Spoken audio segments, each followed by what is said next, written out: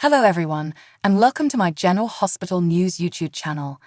I hope everyone is having a wonderful day. Before we begin, please hit the subscribers button and give this video a thumbs up. To offer Dante a better pair of boxing gloves than the ones he was wearing, Sonny stopped by his house. Given that Dante was the only person in my family who I can trust, Sonny told him it was the least he could do. Sonny didn't believe Dante when he told him he had more people on his side than he thought. Next, the conversation shifted to Nina and her readiness to sign the divorce decree. Sonny had lost all faith in her. He didn't really trust any of them, Jason, Dex, Nina, Michael, or Carly, but the fact that Carly was on the list wounded him the most. Sonny claimed he was in shock that Carly had told him the other night to leave her life. He felt betrayed that Carly had declined his offer to retrieve the Metro Court for her, but she had accepted Jason's offer. Then, Sonny warned Dante's son that Dex couldn't be trusted and expressed his concern that Dex might join the PCPD. When Sam got home, Dante was by himself on the patio admiring the boxing gloves, but he was worried about his father. He thought he could have gone too far in his role as Sonny's son and a police officer. Though Dante sensed it was coming, Sonny hadn't asked him to intervene with Dex yet.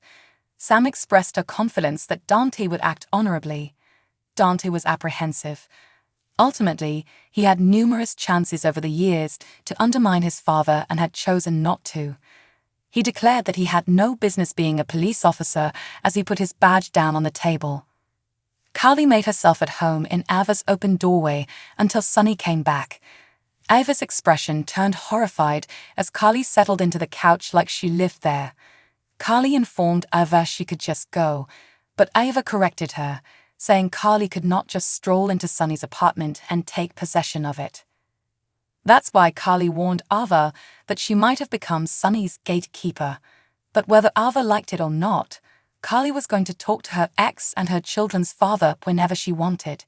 Sonny asked Donna where she was as they were fighting. To give Sonny and Carly some alone time, Ava left the room. Carly declared that she no longer felt it was healthy for Donna to be with Sonny and that she would no longer be taking her to his apartment. Sonny didn't see the issue and was incensed at the thought. Carly informed him she no longer really recognized him. "I don't know what you're capable of, Sonny," she replied. Sonny argued that he had a legal right to see Donna because he was her father. If necessary, he threatened to take Carly to court. Sonny believed Carly was manipulating him through their daughter. "You're inciting my family members to turn against me." "Why?" he inquired. Sonny attributed all of it to Jason. It dawned on Carly when she accused Sonny of existing in a parallel universe. To make sure he was taking his medication, she hurried to the bathroom right away. Sonny resisted the idea, but Carly seized the medication containers and insisted on calling the pharmacy. Carly sensed something wasn't right, even though Sonny said he was taking his medication. Her goal was to assist him, not to pass judgment on him. When Sonny asked Carly whether she thought so little of him that he'd jeopardize everything by not taking his medication, Ava, who had heard to that portion of the conversation, was happy. Carly pleaded with him to go see his doctor and asked to have his dosage changed. Carly was then ejected by Sonny. When Sonny was by himself, he told Ava Carly could go to hell. After a 20-minute HIIT training run in the park, Jocelyn and Trina were both exhausted, but pleased with their performance. Jocelyn laughed at Trina's joke, saying that she was glad to be with a future doctor in case she passed out. After a little pause, Jocelyn said, "I'm not so sure about that anymore." Jocelyn mentioned that she wasn't sure she wanted to be a doctor, thus, she was thinking about changing her major. "Should I really be doing it if I'm anything less than all in?" she inquired.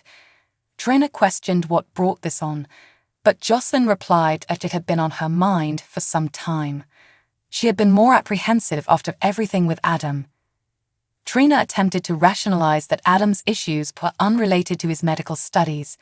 Jocelyn was aware of that, but the idea of the MCAT, medical school, and a residency was too much for her. Trina had learned from Portia that becoming a doctor required a lot of work, but it was also worthwhile. Though Jocelyn worried if it was for her, she understood that. She wasn't sure if she quickly shifted to Trina's life. Jocelyn recognized that her buddy was still grieving for Spencer, but Trina was ready to go on. She wasn't sure which way she wanted to go, though. Just then, Dex smiled at Jocelyn as the newest PCP trainees sprinted by. Jocelyn told Trina that she had chosen to become a doctor after helping Dex recover from his gunshot wound, while Dex carried on with his studies. Trina questioned if Jocelyn only wanted to help Dex because it had inspired her to want to help others. Jocelyn refuted that, stating that perhaps becoming a doctor wasn't the meaningful thing for her to be doing, just like Dex had done when he was in the military. Additionally, Trina attempted to get Jocelyn to acknowledge her continued love for Dex. Dex put on his police suit as the young ladies continued their talk. To get to their rendezvous with the congressman, who used to be close with her father, Drew offered to drive Nina. Nina wanted to make sure Drew understood the significance of the meeting and his appreciation for her before they got out of the car. He was asked to follow Nina's example. Though it appeared as though he was going to kiss her, Drew unbuckled her seatbelt instead. Even though Drew wasn't on the congressman's list, Nina went into the office with him and met up with a longtime friend of her father. He wanted to know who Drew was right now. Nina told him, and the congressman took offense. Nina offered to take Drew out because all he wanted to do was talk to her alone. At that point, Drew grabbed hold of the man and sought to speak with him briefly about a project that would be of interest to his supporters. Drew aimed to revitalize two of Port Charles' abandoned piers for the good of the neighborhood. The congressman found the proposal appealing and expressed admiration for Drew's early collaboration with Jordan on it. After Drew acknowledged that he required federal support, the congressman intervened. The congressman was stepping down at the end of his term and had stage 4 lung cancer, so he was unable to make any promises to Drew. He wanted to meet with Nina because he thought she could properly break the news to the media.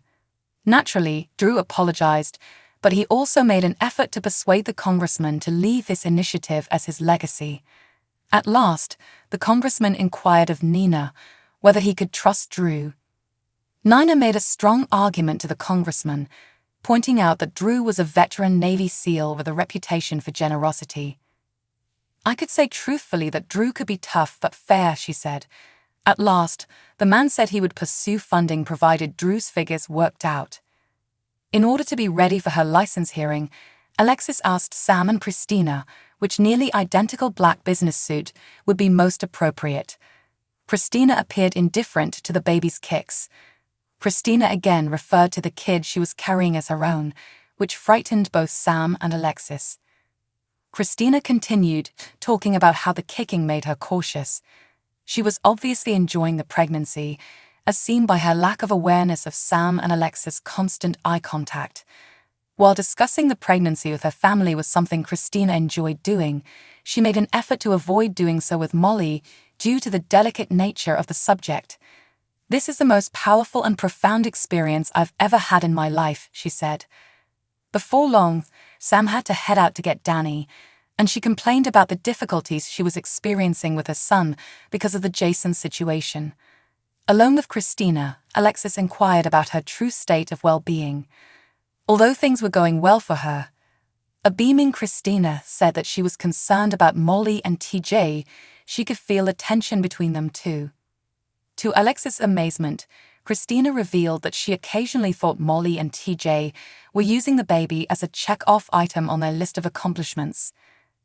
When Christina mentioned that Molly and TJ weren't falling in love with the kid as much as she was, Alexis became quite concerned. Maybe Molly and TJ were controlling her pregnancy so they could have a say in it, Alexis thought to herself. "Are you starting to think of this baby as more yours than your sister's?" Alexis finally asked a very direct question.